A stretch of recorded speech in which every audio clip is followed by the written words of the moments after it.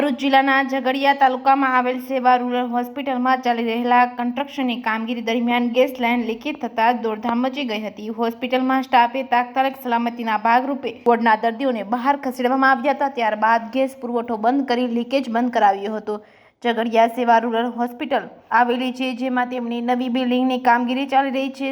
JCB machine વડે કામગીરી કરતી વખતે મશીનનો આવડો ગુજરાત ગેસ લાઇનમાં વાગી જતા ગેસ લાઇન લીકેજ થઈ હતી, જેના કારણે લોકોમાં દોડધામ મચી ગઈ હતી। સમયસર સેવા રૂરલ હોસ્પિટલના સંચાલક અને સ્ટાફે દર્દીઓની સલામતીના ભાગરૂપે તાત્કાલિક હોસ્પિટલના તમામ દર્દીઓને બહાર કાઢી લેવામાં આવ્યા હતા। આ અંગે જાણ ગુજરાત ગેસ કંપનીના અધિકારીઓને કરવામાં આવતા તેઓ તેમની ટેકનિકલ ટીમને લઈને સ્થળ પર દોડી આવ્યા હતા। ગુજરાત ગેસ કંપનીની ટીમે પ્રથમ ગેસ પુરવઠો બંધ કરાવી લીકેજ પાઇપલાઇનની રિપેરિંગ કરવાની કામગીરી કરી હતી। ટીમે લીકેજ બંધ કરાવ્યા બાદ પુનઃ હોસ્પિટલના તમામ દર્દીઓને સલામત રીતે વોર્ડમાં ખસેડવામાં આવ્યા હતા। જોકે આ ઘટનામાં કોઈ પણ પ્રકારની જાનહાની થઈ નથી। લોકો રાહતનો શ્વાસ લીધો હતો। જેકેએસન્યૂઝ ગુજરાતી સાથે કેતન મહેતા, ભરૂચ।